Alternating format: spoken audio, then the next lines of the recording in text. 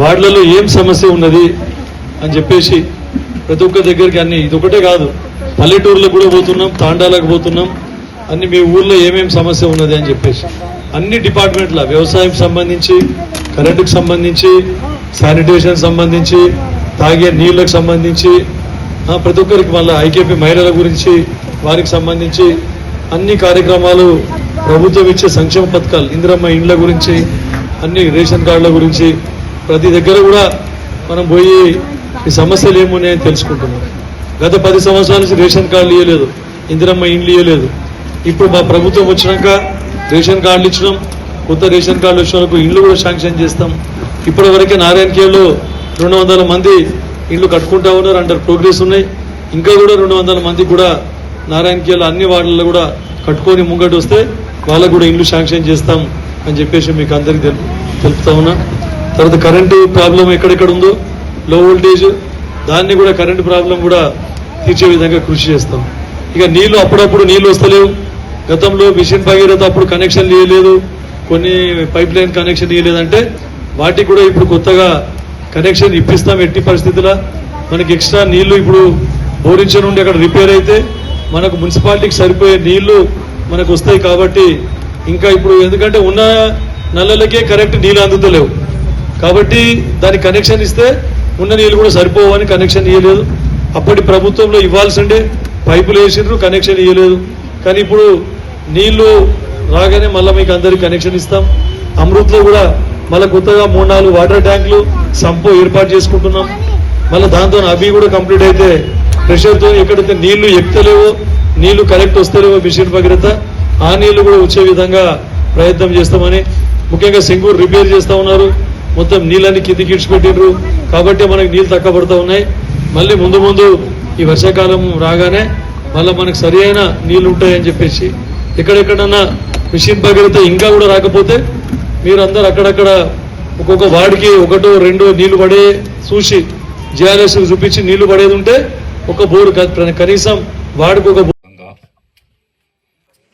వేదికను అలంకరించిన గౌరవనీయ శాసనసభ్యులు డాక్టర్ సంజీవ్ రెడ్డి గారికి మరియు కమిషనర్ ప్రశాంతి మేడం గారికి మరియు డిఎస్పి వెంకటరెడ్డి గారికి, ఎస్ఐ శ్రీశైలం గారికి, మరి మండలాధ్యక్షులు తయారలి గారికి, మరి కౌన్సిలర్ సుశీల రామకృష్ణ గారికి, మరి రామకృష్ణ గారికి, ముంతాజ్ గారికి, లక్ష్మణ్ గారికి, మైతాబ్ గారికి, వివేక్ గారికి, మరి షారూక్ ఖాన్, గోపాల్ రెడ్డి, శంకర్ సేఠ్, మళ్ళీ కోఆప్షన్ మెంబర్ నగేష్ గారికి, ప్రతి ఒక్కరికి, జ్ఞానేశ్వర్ దత్తు, నర్సింహులు, చాప్టా నర్సింహులు, ప్రతి ఒక్కరి పేరు పేరున పల్లె గ్రామ పెద్దలకు, గ్రామ ప్రజలకు, పార్టీలకు అతీతంగా, ఎందుకంటే మంతూర్పూర్ అనేది తెలుసు,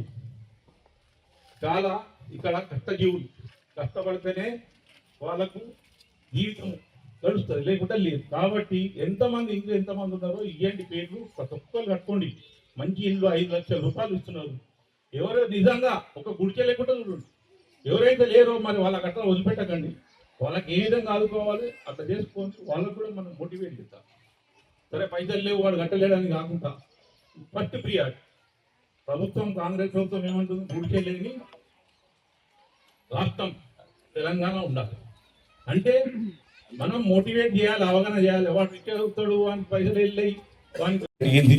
మరి ఇట్లాంటి ఏవైతే ప్రజల ముందు ప్రభుత్వం, ఇంతకుముందు రాజశేఖర గారు ఉన్నప్పుడు ప్రజల ముందు ప్రభుత్వం అన్నారు, ఇప్పుడు ప్రజాపాలన అంటే మీ సమస్యలు ఏమేమి ఉన్నాయి మరి క్లియర్గా మీరు మీటింగ్ తర్వాత మీకు ఏవి సమస్యలు ఉన్నాయో ఆ సమస్యలు మళ్ళీ చేస్తే దానికి మళ్ళీ 100 రోజులల్లా మళ్ళీ నెక్స్ట్ ప్రోగ్రాంలా అవి ఎంతవరకు చార్ట్అవుట్ అవుతుందో చేసుకుందాం మనకు అయ్యే విధంగా. మరి ఏ విధంగా చేయాలి ఆ విధంగా మనం ఆలోచన చేద్దాం. సమిష్టి నిర్ణయం. ఈరోజు మొన్న మీరు ఇనాగ్రేషన్ చేసుకున్నారు చర్చ్, మరి అందరూ కూడా చేసుకున్నారు, ఒక పండుగ వాతావరణం చేసుకున్నారు, చాలా సంతోషం. అట్లాంటి వాతావరణం కూడా ఎవరైతే బీదస్తులు ఇంకా బీదగా ఉన్నారో, కట్టుకున్న పరిస్థితి లేకుంటే మరి చెప్పండి, ఏదో ఆర్గనైజేషన్ ముంగడు తీసుకొచ్చి వాళ్ళతోటి మనం చేద్దాం. చాలా మంది చూస్తున్నాం, వాళ్ళు ఇంకా గుడిచెలు ఉన్నారు, గుడిచెలు ఉన్నాయి, టీళ్ళు ఉన్నాయి. అప్పుడు ఉన్న ఇళ్ళల్లో ఏమున్నాయంటే మట్టి గోడలు ఉన్నాయి. వాళ్ళకు కూడా ఏమున్నా అంటే ఆదుకుందాం, మనం అందరం కలిసి ఆదుకునే కార్యక్రమం ఇది. ఈ అవగాహన కార్యక్రమం ఇంత చక్కని కార్యక్రమం. మరి గ్యారంటీ ఏమైతే కాంగ్రెస్ ప్రభుత్వమే పేదల ప్రభుత్వం కాబట్టి మీరు తప్పకుండా అరే వస్తున్నారు ఏమో చెప్తారు పోతారు, ఏదో ఎలక్షన్ అప్పుడు ఆ పార్టీ ఈ పార్టీ అంటారు కదా, పార్టీకి అతీతంగా ఈ సదస్సు ఏర్పాటు చేయడం జరిగింది. ప్రభుత్వం ఏమంటుందంటే మరి వాళ్ళ అవసరం దానికి ఆలం ఉంటుండే, ఇప్పుడు కాలబెట్టాల్సి వస్తుంది సార్. అది కూడా ఒక ఉంది, గడ్డి ఉంటుండే, ఇప్పుడు వరి మేత పెట్టుకుంటు మేత గురించి. మరి ఇప్పుడు పశువులే లేవు, మేత ఎందుకు అని కాలబెడుతుంది. దానికి ఆల్టర్నేట్ ఏమున్నదంటే అవగాహన చేయాలి. దానివల్ల ఏమున్నదంటే కాలుష్యం ఏర్పడుతుంది, వాతావరణం ఏమవుతుంది, కాలబెడితే ఏమవుతుంది, పొగ వెళ్తుంది, కార్బన్ డైఆక్సైడ్, కార్బన్ మోనాక్సైడ్ ఇవన్నీ వెళ్తాయి, వాయువులు మంచిది కాదు కదా ఆరోగ్యానికి. ఇట్లాంటి కార్యక్రమానికి అవగాహన కార్యక్రమం మరియు సంక్షేమం. ఇప్పుడు చూస్తా ఉన్నారు రేషన్ కార్డు, చాలా మంది రేషన్ కార్డు కుటుంబాలు పెరిగినాయి. కార్డు కావాలి, ఎంతమందికి కావాలంటే నిరంతర ప్రక్రియ. ఇంకెవరికి లేవో చెప్పండి, తప్పకుండా వాళ్ళకు కూడా మరి రేషన్ కార్డు ఏర్పాటు చేద్దాం. మరి ఇండ్లున్నాయి, చాలా చక్కగా కట్టుకుంటున్నారు. ఇప్పుడు లేకుంటే లిఫ్ట్ ఇరిగేషన్ స్కీమ్ నుంచి 1,00,000 ఎకరాల నీళ్ళు ఆపుతామన్నారు. మరి ఆపిరా, 1 ఎకరం ఆపిరా. తాగడానికి మంచి నీళ్ళు కూడా లేవు. మిషన్ భగీరథ తెచ్చి, మిషన్ భగీరథగా మొదలు మనకు నీళ్ళు రాకపో. భగవంతుడు మనకు వర్షాలు ఇచ్చింది, ఏ ప్రాంతం ఆ ప్రాంతాల్లో వర్షాలు. నిన్ననే చూసినాం, మంచి వర్షం పట్టింది. వర్షం మనం వర్షం ఎక్కడి వర్షం అక్కడ మనము ఆపితే మన భూగర్భ జలాలు పెరుగుతాయి. ఇప్పుడు వ్యవసాయాధికారి చెప్పారు పాడి లేదు, సరే ఒక పుల్లు తీసుకొని అలబెడుతున్నారు. ఎందుకు అలబెడుతున్నారు? ఎవరి దగ్గర పాడి పంట పాడే లేదు, పశువులు లేవు. కారణము మనం అంతా కమర్షియల్ కింద కన్వర్ట్ అయింది.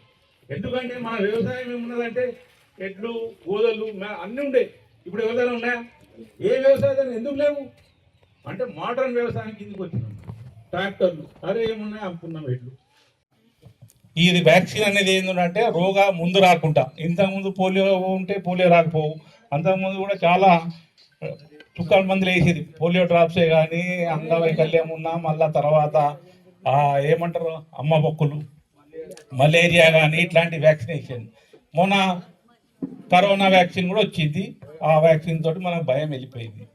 ఈరోజు సమాజంలో ఏమున్నదంటే మరి చాలామందికి క్యాన్సర్ అంటే ఏంది అంటే మనకు పైన గడ్డ అయితే కనబడుతుంది కాబట్టి దానికి డాక్టర్ పోయి ఒక గడ్డ అయింది మందు ఇస్తాడు. లోపల గడ్డ అయితే ఎట్లా తెలవాలి? స్కానింగ్ చేస్తే తెలవాలి కదా. మీ నొప్పి ఉడుతుంటుంది, అది ఏమో నొప్పి అని గడ్డ అనుకుంటాం. కానీ చూయించుకునే ముందు జాగ్రత్తగా ఏదైతే ఉన్నదో డాక్టర్ చూయించుకుంటే అది ఏం గడ్డ. ఒకవేళ క్యాన్సర్ గడ్డ అయినా కూడా క్యాన్సర్ అనేది ప్లాస్టిక్ కూడా జామ్ అయిపోయి మరి మీకు నీళ్ళ ప్రవాహం లేకుంటే ఏమైతే దోమలు ఏర్పడతాయి. దోమలు ఏర్పడితే మళ్ళీ ఆరోగ్యానికి చాలా ఇబ్బంది అవుతాయి, రోగాలు వస్తాయి. కాబట్టి ఆ అవగాహన ప్రోగ్రాం ఏమున్నా మీకు రాకుంటే చెప్పండి.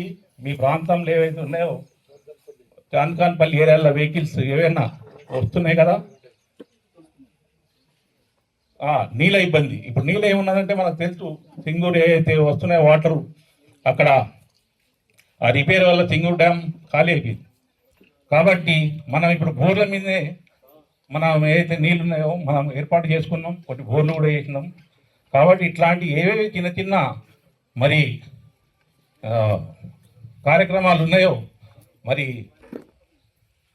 అధికారుల దగ్గర మరి మా దగ్గర సూచిస్తే మీ అవన్నీ పరిష్కారాలు చేస్తామని చెప్పుకుంటూ ఈ అవకాశం ఇచ్చిన మీ అందరికీ ధన్యవాదాలు చెప్తూ జై హింద్. అంటే ఇలా ఇంతకుముందు మనకు వ్యవసాయం గురించి వ్యవసాయాధికారి, మరి ఆరోగ్యం గురించి డాక్టర్ గారు విషయాలు, మరి ఇప్పుడు రోడ్ సేఫ్టీ యాక్సిడెంట్ల గురించి మన పోలీస్ డిపార్ట్మెంట్ డిఎస్పి గారు మరి చక్కగా మనకు అవగాహన కార్యక్రమం ఇది. అంటే ఆ డిపార్ట్మెంట్ ఏమేమి మరి ఉన్నాయో అవి చక్కగా మనకు చెప్పడం జరిగింది.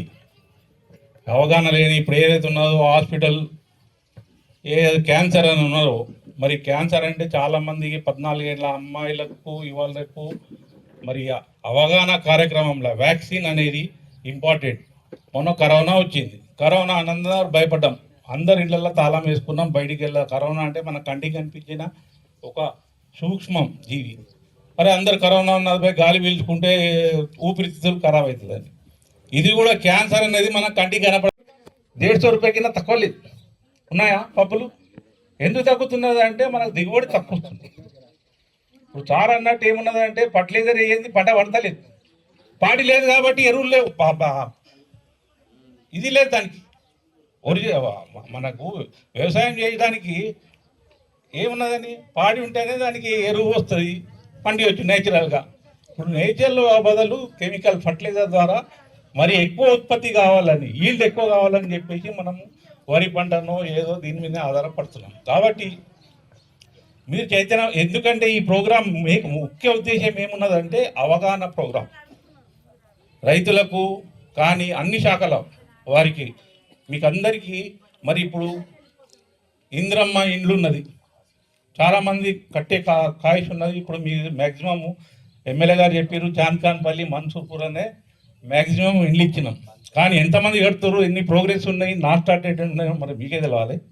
మరి ఇంకెవరన్నా ఉన్న సెకండ్ ఫేజ్లో వాళ్ళకు కూడా మరి ఎవరైతే కట్టుకున్న వాళ్ళు ఉన్నారో, కట్టుకుంటా అనుకున్నారో వాళ్ళకు కూడా మనం మంజూరు చేద్దాం. Hi everybody, this is Kiriti Damaraju. Like, share and subscribe to Saira TV. Oh, Saira!